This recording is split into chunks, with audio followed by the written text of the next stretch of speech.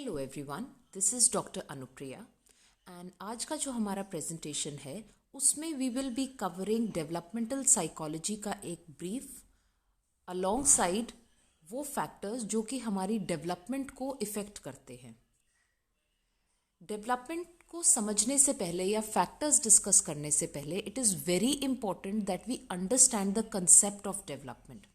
यहाँ पे देखिए दो शब्द हैं, ग्रोथ और डेवलपमेंट, right?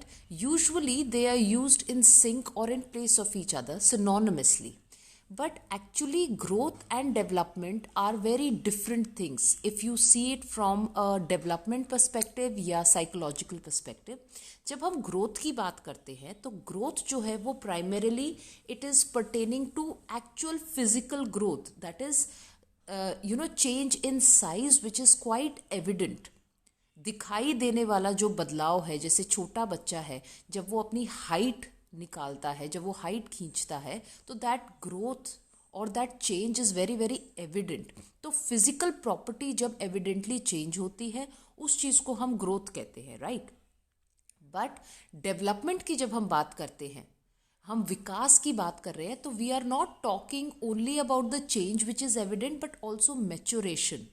देखिए ग्रो तो बच्चा करेगा बट अलोंग साइड जब उसमें क्वालिटेटिवली बदलाव आ रहा है, राइट? एक तो ये ग्रेजुअल ट्रांसफॉर्मेशन है, right to the naked eye वो दिखाई नहीं देता है। जैसे ग्रोथ बहुत पर्टिनेंटली दिखाई देता है, डेवलपमेंट वैसे दिखाई नहीं देता है। बट डेवलपमेंट को हम समझ सकते हैं कि वो एक क्वालिटेटिव चेंज है as compare to a quantitative change. इसमें जैसे हम ये कहते हैं कि से बच्चा इज ग्रोइंग हाइट, ठीक है, बच्चा इज पुलिंग अ हाइट, तो उसके अंदर the bones are not just growing, they are also developing as compare to an infant. If we see a child the bones are more strong, more tenacious, right? तो growth and development के अंदर primarily ये change आप देखते हैं। आपके development के time पे आपका skills, your brain cells mature better, आपकी स्किल्स, आपकी एबिलिटीज़ चेंज होती हैं जो कि बहुत ही डिसर्नेबल नहीं होती हैं, बट they are quantitative की comparison में they are more qualitative changes. Now we come to the concept of developmental psychology. Developmental psychology को हम लाइफ स्पैन साइकोलॉजी भी कहते हैं।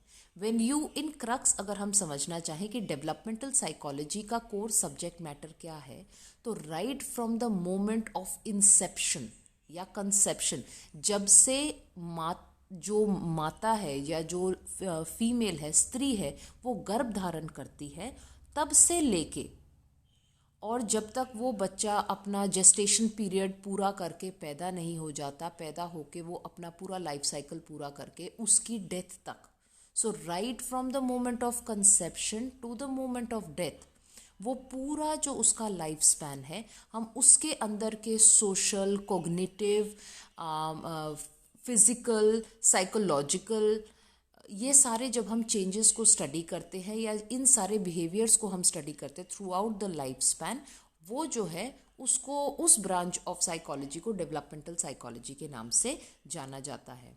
Initially they were only interested, initially ये चाइल्डहुड तक या अर्ली चाइल्डहुड तक ही कन्फाइंड था, बट इवेंचुअली वी रियलाइज कि development happens through out the life span. हो सकता है एक पॉइंट के बाद जाके ग्रोथ जो है वो बंद हो जाए, but development you are all the time evolving, आप हमेशा इवॉल्व कर रहे हो हर second. Just like learning never stop, similarly even development never stops till the time the person dies. So right from the moment of conception to the moment of death, जो पूरा का पूरा स्पैन है, हम उसको डेवलपमेंटल साइकोलॉजी के अंतर्गत पढ़ते हैं, right? Now we will come to what are the factors that influence development. देखिए बहुत सी चीज़ें होती हैं जो एक व्यक्ति जो है उसकी डेवलपमेंट को इफ़ेक्ट करती है। Growth of course is more biological, right? जब हम ग्रोथ की बात करते हैं तो वी आर सीइंग कि ठीक है, वो व्यक्ति जो है उसका वेट, हाइट, फिजिकल कैरेक्टरिस्टिक्स किस प्रकार से फिजिकली ग्रो कर रहे हैं, and lot of factors effect growth also. लेकिन जब हम डेवलपमेंट की बात कर रहे हैं, जब हम ये देख रहे हैं कि क्वालिटेटिवली व्यक्ति किस प्रकार से बदलाव आ रहे हैं, उसमें कैसे कैसे चेंजेस आ रहे हैं, तो it is very important to delineate factors जो कि उस डेवलपमेंट को इफेक्ट कर रहे हैं। फॉर इंस्टेंस अगर हम इनको ब्रॉडर सेंस में देखें तो 3 प्राइमरी चीज़ें हैं जो ह्यूमन डेवलपमेंट को इफ़ेक्ट करती हैं। सबसे पहले तो है बायोलॉजिकल फैक्टर्स, जैविक कारक, ठीक है, जो हमारे बेसिक फिजियोलॉजी, हमारी बेसिक बायोलॉजी के अंदर इनग्रेन्ड हैं। फिर है सोशल फैक्टर्स, हम किस प्रकार की सोसाइटी के अंदर पैदा हुए हैं, हमारी सोसाइटी कैसी है, वो किस प्रकार से हमें इम्पैक्ट करती है। And then of course there are the cultural factors. कई चीज़ें हैं जिन्हें हम निगेट नहीं कर सकते, हम चाहें या ना चाहें। If you actually withdraw and see, you are very impacted by the culture that you are born in. It is as ingrained in you as your own DNA. तो ये तीनों जो फैक्टर्स हैं, जब इनको हम एक कल्मिनेटेड फॉर्म में देखते हैं, जब हम एक क्यूमुलेटिव फॉर्म में देखते हैं, that is what impacts the development, that is what shapes the development of an individual, right. तो अगर हम इनको वन बाय वन देखें तो सबसे पहले आपका आता है बायोलॉजिकल फैक्टर्स, राइट। तो बायोलॉजिकल फैक्टर्स में सबसे पहला जो है वो है जेनेटिक एंडाउमेंट। जेनेटिक एंडाउमेंट से मेरा मतलब है कि क्या चीज़ें मुझे आनुवांशिक रूप से मिली हैं।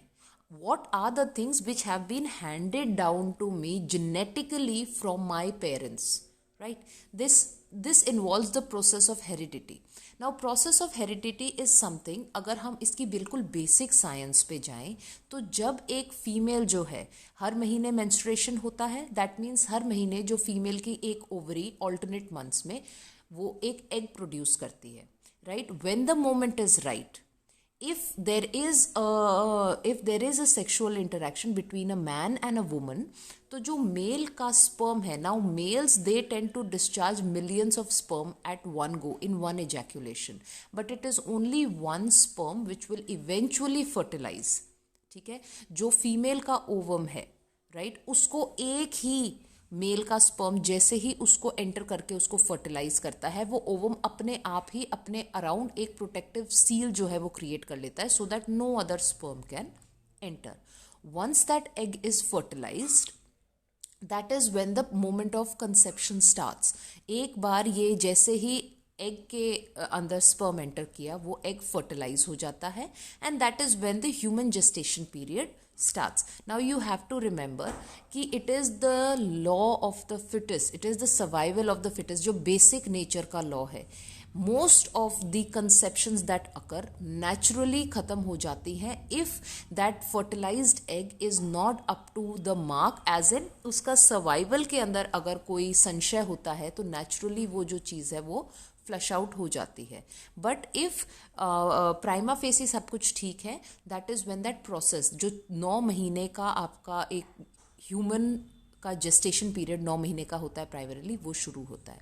Now first things first, we need to understand कि दोनों जो है, दोनों आपके एक सेल में वैसे there are 23 pairs of chromosomes, ठीक है, लेकिन जब ये फर्टिलाइजेशन का प्रोसेस होता है तो जो 23 पेयर्स होते हैं उसमें से 23 सिंगल फीमेल से आते हैं और 23 सिंगल सेल्स जो है वो मेल से आते हैं। एंड ये जो मिथ है कि female is responsible for the gender of the child, that is completely untrue. Of course आजकल तो इतनी अवेयरनेस है that all of us know that, लेकिन जस्ट टू क्लैरिफाई, फीमेल के अंदर एक्स एंड एक्स क्रोमोसोम होता है, मेल के अंदर एक्स और वाई क्रोमोसोम होता है। जब फर्टिलाइजेशन होती है, it is about it's like it's something of a it's an unknown entity, an unknown factor. Female के पास है ही एक्स, तो वो एक्स ही देगी अपनी तरफ से।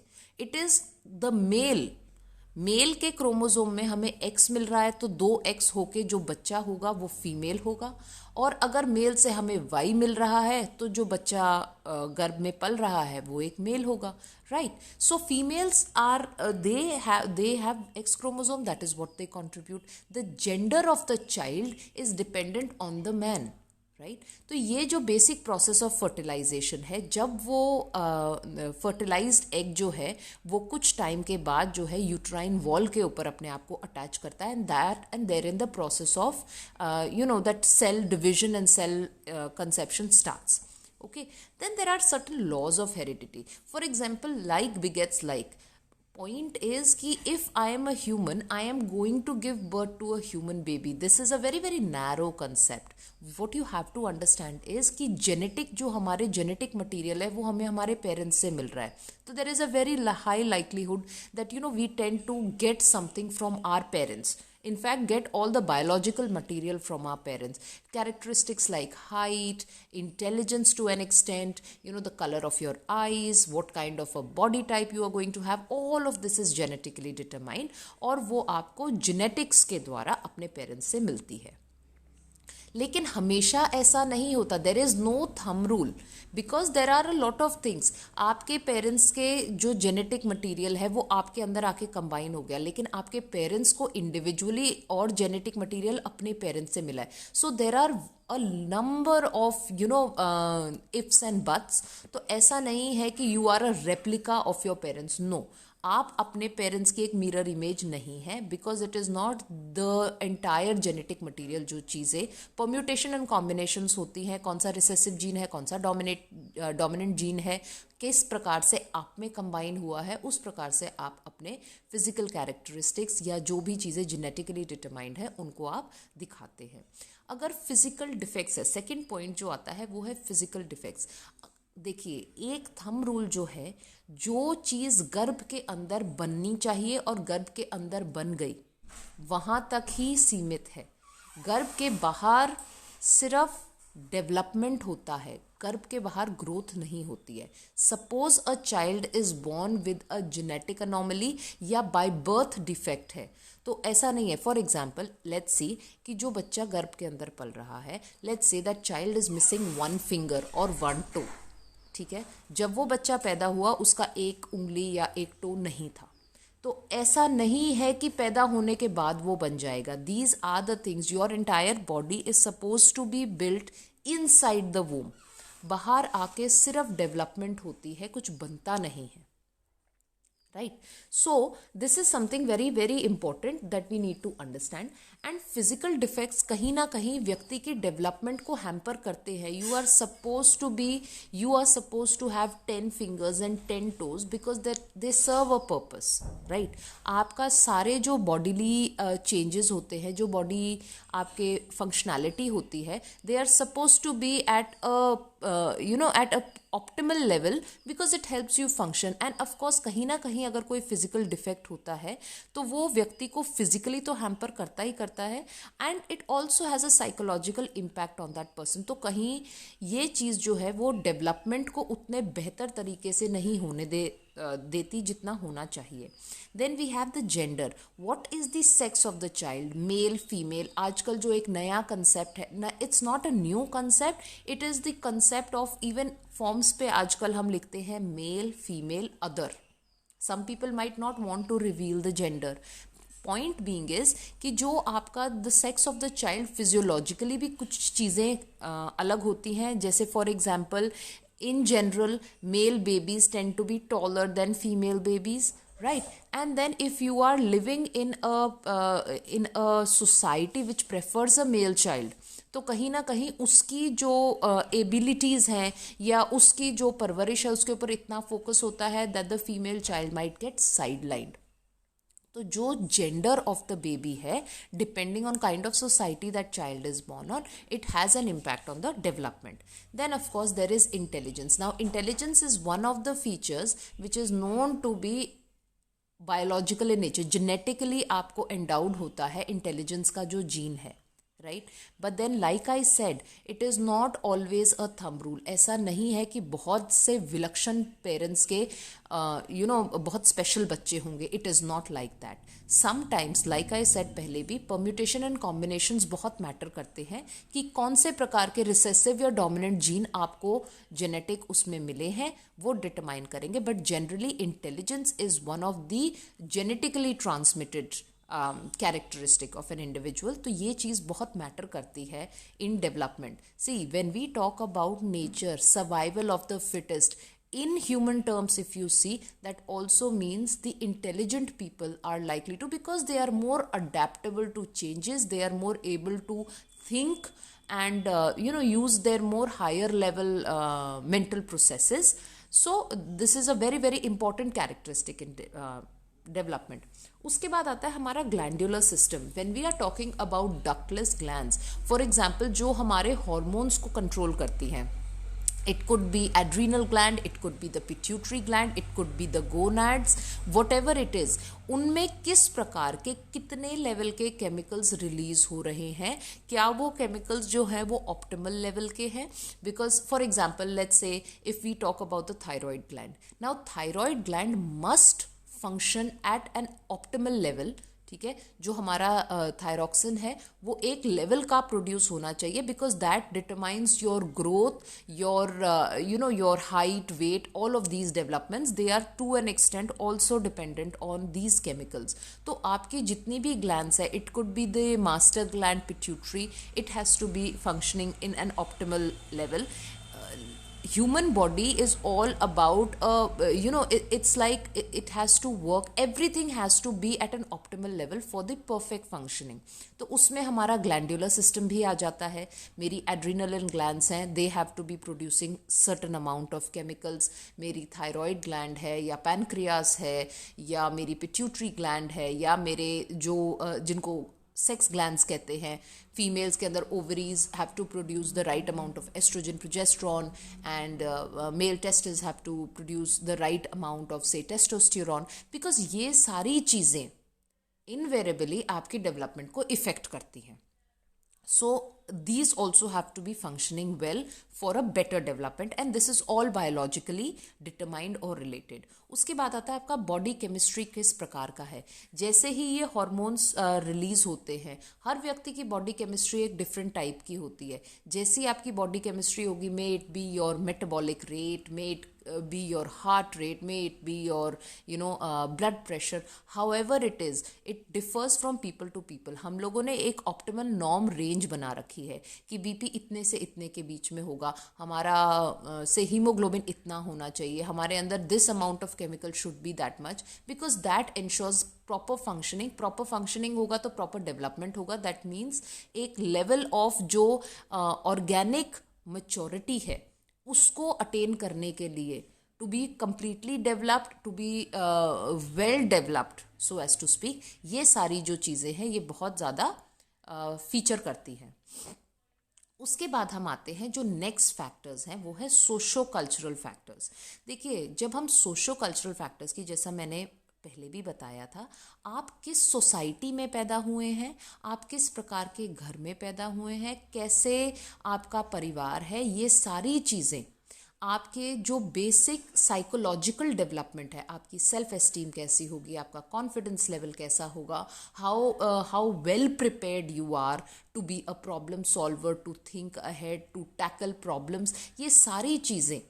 See, it is that that ever perennial nature nurture debate। तो हम लोग वो तीसरा स्कूल ऑफ साइकोलॉजी को फॉलो कर रहे हैं जो ये कह रहे हैं कि नेचर एंड नर्चर क्यूमुलेटिव तरीके से, एडिशनल तरीके से, दोनों आपस में मिलके डेवलपमेंट को, यू कैनॉट कंप्लीटली से कि किसी की डेवलपमेंट एंटायरली बायोलॉजिकल है, नहीं। किसी की बिल्कुल ही नर्चर के ऊपर या सोशो कल्चरल फैक्टर्स पे डिपेंड करती है, नहीं। आप कहीं ना कहीं दोनों जो चीज़ें हैं वो इक्वली इम्पॉर्टेंट है। जो हमें बायोलॉजिकली दिया गया है उसको किस प्रकार से उसकी नर्चरिंग होती है, एक बहुत ही उम्दा बायोलॉजिकल एंडाउमेंट है, लेकिन उसकी नर्चरिंग उतने बेहतर तरीके से नहीं होती, तो कहीं ना कहीं आपका डेवलपमेंट हैम्पर होगा, राइट। सो जब हम सोशो कल्चरल फैक्टर्स की बात करते हैं, सबसे पहली चीज़ है सोशलाइजेशन। नाउ सोशलाइजेशन या समाजीकरण की प्रक्रिया क्या होती है?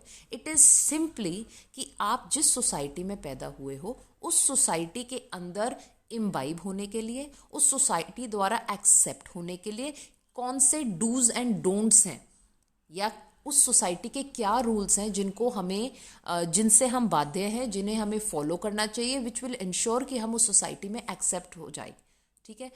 Man is a social animal, humans we are social animals, we can not survive in isolation.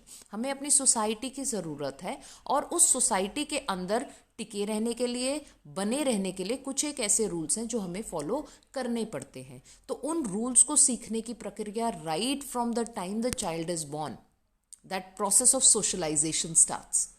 Consciously, subconsciously, vicariously, किसी भी मायने से आप देखिए ये सोशलाइजेशन की प्रक्रिया शुरू हो जाती है। आपके किस प्रकार के ट्रेडिशंस हैं, क्या कस्टम्स हैं, आप जिस सोसाइटी में हैं, some of the things, for example अगर आपके घर में आप लोग डेली कोई रिचुअल फॉलो करते हैं, you might not have been consciously taught that ritual, लेकिन आप जब से वहाँ पे पले बड़े हैं, फॉर एग्जाम्पल कोई भी फेस्टिवल अगर आप सेलिब्रेट करते हैं, if you notice you celebrate the festival in the exact same manner that has been celebrated in your house ever since you have known. वो आपने देख के इम्बाइब किया, ये चीज़ ऐसी होनी चाहिए। अगर आपको ये कार्य करना है तो इससे पहले आपको ये करना चाहिए। For example in if we see Hinduism, it is considered that when you sit for a puja you must be bathed and your head must be washed, all of these things, basically you have to be clean, right? So all of these things, that has something that hasn't been exactly taught to you. Some of these customs and traditions you imbibe by actually experiencing them throughout your life. Then what are the social roles that you have to play? हर एक व्यक्ति, like Shakespeare said, the world is a stage and everyone has a part to play, right? So throughout all the stages of our life, see, if I am a female, मैं किसी की बेटी भी हूँ, मैं किसी की बहन भी हूँ, मैं किसी की मदर भी हूँ, मैं किसी की वाइफ भी हूँ, मैं किसी की डॉटर इन लॉ भी हूँ। तो मेरे हर एक जो रोल मेरे को असाइन किया गया है सोसाइटली, उसके अपने रूल्स एंड रेगुलेशंस हैं, उसके अपनी रिक्वायरमेंट्स हैं, एंड कहीं ना कहीं वो जिस तरीके से फॉलो करी जाती है, जो कि सोशलाइजेशन के प्रोसेस के ड्यूरेशन में हमें सिखाया जाता है, उतना ही वो इंश्योर करता है कि मैं उस सोसाइटी के अंदर वेल कनेक्टेड हूँ, वेल इस्टेब्लिश्ड हूँ, एंड जितना मैं एक्सेप्टेड फील करूँगी that will help deal with me psychologically मुझे उतनी ही सिक्योरिटी महसूस होगी जितना मैं अपने आप को एक सोसाइटी में एक्सेप्टेड महसूस करती हूँ। Now when I talk about society, I do not always mean society at a large. मेरे घर के परिवार के मेंबर्स भी मेरी सोसाइटी ही हैं, they are my in group, ठीक है, उनकी एक्सेप्टेंस मेरे लिए इम्पॉर्टेंट है। And then in general in society you eventually want a standing. So society could be just the family that you are in, और it could be the society at large. Then it is very important किस प्रकार का हमारा आस पड़ोस होता है। देखिए, हम कहीं से भी शिफ्ट होके हम कहीं और जाना चाहते हैं। If you see there is a migration pattern कि गांव से एक पॉइंट के बाद जब बच्चे बड़े हो जाते हैं, आप गांव से शहर शिफ्ट होना चाहते हो या छोटे शहर से बड़े शहर शिफ्ट होना चाहते हो, because you want your kids to get better education, right. And उसी टाइप से आप जब कहीं घर देखते हो तो आप बिल्कुल ध्यान से देखते हो कि आपका आस पड़ोस कैसा है, बिकॉज इनवेरेबली आप जिन लोगों के बीच में रह रहे हो, ठीक है, जिन लोगों के साथ इंटरेक्ट कर रहे हो, वो आपके ऊपर बहुत इम्पैक्ट दे रहे हैं। हम नहीं चाहते हैं when we determine who our child plays with, हमें बहुत फ़र्क पड़ता है कि मेरा बच्चा कैसे बच्चों के साथ खेल रहा है। They shouldn't be playing with kids who abuse और हु हिट और who talk back, because these are the things kids tend to pick up. And सिर्फ बच्चे ही नहीं, we as adults also get very impacted by the society we are living in, क्योंकि कहीं ना कहीं वो एक लेवल ऑफ रिलेटिविटी या कंपैरिजन आ जाता है, तो subconsciously consciously we tend to get impacted by it. उसके बाद है कितना सोशल एंड टेक्नोलॉजिकल चेंज आ रहा है आज की society. Let's assume for example, अब जो कोविड-19 की सिचुएशन थी, this is unprecedented. We didn't know, although हम लोग as a department we were thinking of blended learning, ये जो ऑफलाइन ऑनलाइन मोड है, हम सोच रहे थे, that was in the process पहले भी, लेकिन एकदम से because of this lockdown situation and we had to suddenly switch over to the online mode. तो जो हम लोगों को हमेशा से फेमिलियर है, जिस चीज़ की हमें आदत है, हमें एकदम से उससे ग्रेजुएट करना पड़ा, and we had to learn to deal with technology. जिन लोगों को पहले बिल्कुल भी, जो थोड़े से technologically they used to feel a bit technologically handicapped, उनको भी सीखना पड़ा। It was not optional. जितना रैपिडली सोसाइटी चेंज हो रही है, जितने सोशल चेंजेस हैं, टेक्नोलॉजिकल चेंजेस हैं, if you do not adapt, see it is about adapt और पेरिश। या तो आप इन चेंजेस के साथ अपने आप में बदलाव लाएंगे या आप ऑब्सोलीट होते चले जाएंगे। सो ये सारी चीज़ें जैसे जैसे सोसाइटी बदल रही है, इसके जो चेंजेस आ रहे हैं वो हमें बहुत इम्पैक्ट करते हैं, हमारी डेवलपमेंट को ऑल एंड ऑल बहुत इम्पैक्ट करते हैं। उसके बाद आता है सोशो इकोनॉमिक स्टेटस। नाउ आपका सोशल स्टैंडिंग एंड आपका इकोनॉमिक स्टेटस किस प्रकार का होगा। See again, if my parents are working and अगर हमारे एक या दो बच्चे हैं, like if me and my spouse is working and we have one child और टू किड्स, हम लोग कितना कमा रहे हैं, हम लोग सोसाइटी में क्या ओहदा रखते हैं, हम अपने बच्चों को किस प्रकार की फैसिलिटीज़ प्रोवाइड कर सकते हैं। मैं ये नहीं कह रही हूँ कि जो व्यक्ति फाइनेंशियली या फिजिकली थोड़े से कमज़ोर होते हैं वो अपने बच्चों को, every parent tries their level best कि अपने बच्चे को बेस्ट से बेस्ट प्रोवाइड करे। लेकिन फिर भी अगर आपको ये पता है कि फाइनेंशियल इशू नहीं है तो you will have access to better resources as compared to somebody who doesn't. This is not a thumb rule for success. मैं ये नहीं कह रही हूँ कि better resources will always ensure success. No. But the point is कि better resources से better success का चांस हो सकता है। एंड डेवलपमेंट के अंदर एक ये सिक्योरिटी होना कि फाइनेंशियल कोई इशू नहीं है, सोशली हम लोग एक्सेप्टेड हैं, we are renowned, we are well known, all of these things they affect the psychological development of a child in a very major manner, right. उसके बाद अगर हम कल्चर की बात करें तो again like traditions and rituals, आपके culture के क्या नॉर्म्स हैं, राइट, आपकी एथनिसिटी क्या है, ये सारी चीज़ें तब ज़्यादा देखने को मिलती है व्हेन यू बिलोंग टू, से सपोज आप इंडिया में पले बड़े हो and suddenly you move abroad. आज की डेट में अगर आप ट्रेंड देखें, बाहर वाले जो इंडियंस हैं they are more traditional, they follow more ethnic values than we as Indians do, क्योंकि हम लोग तो उसके बीच में ही रह रहे हैं। जब आप उस सोसाइटी से रिमूव हो जाते हो, दैट्स व्हेन यू रियलाइज कि एक्चुअली आपके अंदर आपके नेटिव कस्टम्स, आपके नेटिव नॉर्म्स, आपके जो बिलीव्स और ट्रेडिशंस हैं उनका कितना कितना इम्पोर्टेंस है।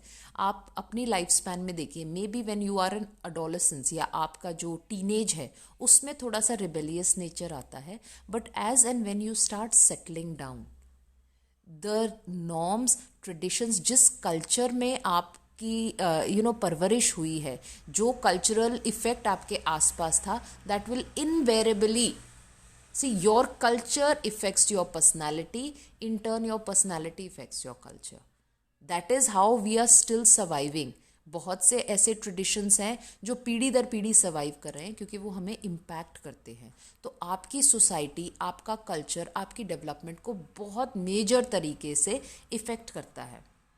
अगर हम कंक्लूसिवली बात करें तो जैसा कि मैंने बताया कि ये जो पेरिनियल नेचर नर्चर डिबेट है, डेवलपमेंटल साइकोलॉजिस्ट जो हैं, जितनी भी मॉडर्न स्टडीज़ हो रही हैं, दे हैव रियलाइज कि हम किसी एक फैक्टर को सर्वस्व या सबसे इम्पैक्टिंग फैक्टर नहीं मान सकते हैं। हमारा जो फैक्टर्स हैं, जितने भी हमारे ये तीनों हमने जो फैक्टर्स डिस्कस किए हैं, ये एक क्यूमुलेटिव तरीके से जुड़ के आपस में एक दूसरे को इंटरचेंजेबली इम्पैक्ट करके एक व्यक्ति के डेवलपमेंट को डिसाइड करते हैं। एंड कोई भी एक फैक्टर आइसोलेशन में व्यक्ति को डेवलप करने में मदद नहीं कर सकता, because it is not just about physical development that we are talking about. See when we are talking about a branch of psychology, अगर हम मनोविज्ञान के एक ब्रांच की बात करें तो इनवेरेबली हम व्यक्ति के व्यवहार की बात कर रहे हैं, राइट। तो आपके बिहेवियर के अंदर फिजिकल एस्पेक्ट तो है ही है, जो आपका एक्शन एस्पेक्ट है, बट आपका साइकोलॉजिकल एस्पेक्ट भी उतना ही इम्पॉर्टेंट है, right. So all of these factors, maybe social, maybe cultural, maybe biological, ये तीनों क्लब होके आपके not just physical but also psychological growth को इम्पैक्ट करते हैं। And these are very important factors and these are the primary factors which of course इनके सब factors बहुत ज़्यादा होते हैं, but then these are the major factors which impact your development. And this is all with this PPT. For any queries, you could always post the questions. Thank you.